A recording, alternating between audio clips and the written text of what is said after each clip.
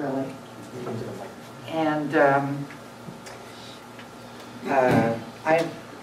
I've learned a lot just in the last few days. I love the activity in Carefree. I've been a resident about 6 years, full-time. And I can see the struggles just looking at the empty buildings. And that, it's not even so much a case of money as it's a sad state of affairs for visitors to see and for us to see walking around. So I guess some of the discussion tonight has been great about, so I'll just get to a point. One is I don't know that a splash pad, especially for that amount of money and a limited amount of space, is going to draw the types of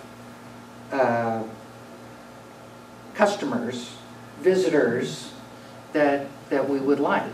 And I love the idea of having somebody, which I thought would have been done before proposing these amounts of money, but apparently it hasn't been done, is to evaluate who we want to attract and what would attract them, rather than coming up with projects in the hopes, like even the signs, in the hopes that they would attract who we want to attract. I'd like to be a little more fact-based. So I'm glad you're proposing some development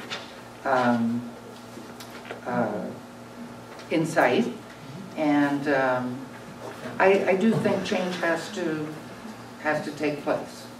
I really do. So I'm not against the crowds. I know, I love hearing people talk about, I was in Carefree, and the sundial is such an attraction. I know some people that live here all the time don't understand that, but walking my dog, I see the crowds that pulls in. So anyway, I'm in favor of some thoughtful growth. Part of the splash pad project is also putting the reflection pond back in service under the sundial that's filled in right now. I heard about that, but I don't. know. Yeah. And how much would that cost?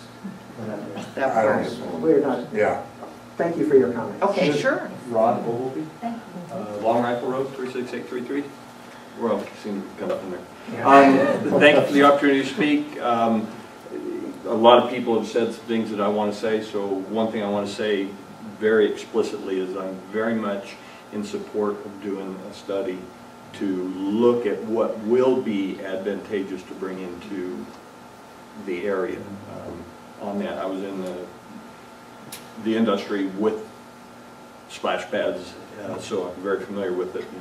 And the splash pad seems to be, a lot of people were in shock that there was some objection to it. So anyway, I want the public to have a little input. Herbert Hitchin, Little Hook Drive.